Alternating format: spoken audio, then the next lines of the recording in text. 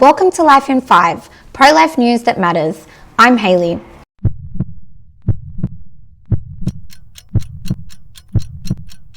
Despite Donald Trump campaigning as, quote, the most pro-life president in history, his administration has just handed Planned Parenthood another year of federal funding. We're talking about Title X, a $286 million federal program that channels a significant chunk of American taxpayer money directly to the country's largest abortion provider. The White House claims that its hands are tied. The Biden administration locked these grants, the courts upheld that decision, and stopping the money proved legally complicated in the short term.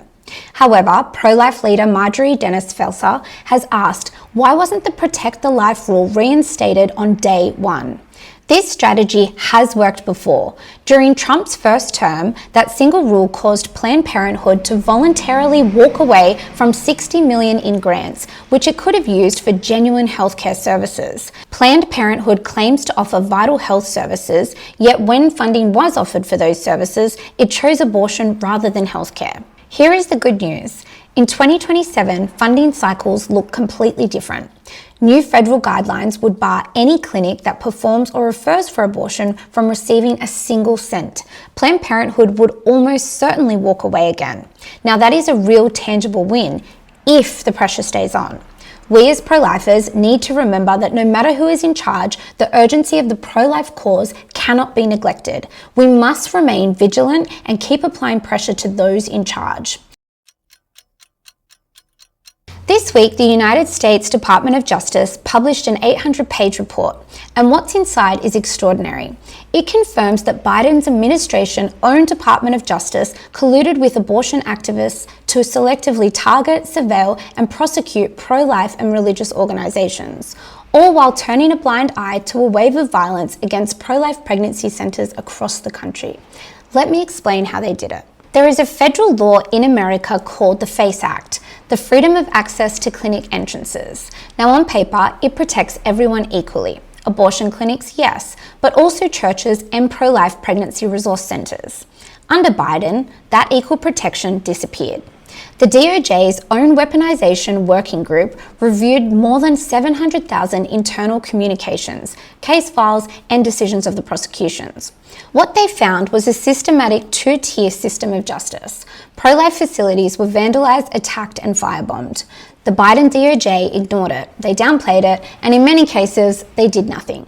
But it gets worse. Biden's DOJ wasn't just passive. They were actively working with pro-abortion organizations to build surveillance files on pro-life individuals. Files containing home addresses, photographs, including minor children, names of associates, travel plans, driver's license, and many more details. They were tracking pro-life advocates like criminals for peaceful, constitutionally protected activity. One of the organizations targeted was Heartbeat of Miami, a pregnancy center offering support to women facing unplanned pregnancies. Their facility was vandalized multiple times. The group behind it, Jane's Revenge, sought to injure, intimidate, and shut them down. The Biden DOJ looked the other way. This is not just a policy disagreement. This is not a difference of opinion. This is the deliberate weaponization of federal law against people of faith and conscience. This has now been exposed on the record in an 800-page government document that cannot be ignored. President Trump has already pardoned 23 pro-life Americans imprisoned under Biden-era prosecutions. The new DOJ has dismissed civil lawsuits against non-violent pro-life demonstrators. Acting Attorney General Todd Blanche put it like this: this department will not tolerate a two-tiered system of justice. Share this story because the mainstream media will not. Make it front page on your feed. The invisible war was real, it was documented, and now the whole world can see it. A new generation of pro-lifers is emerging, and what happened in one room recently is a sign of something much bigger stirring across Australia.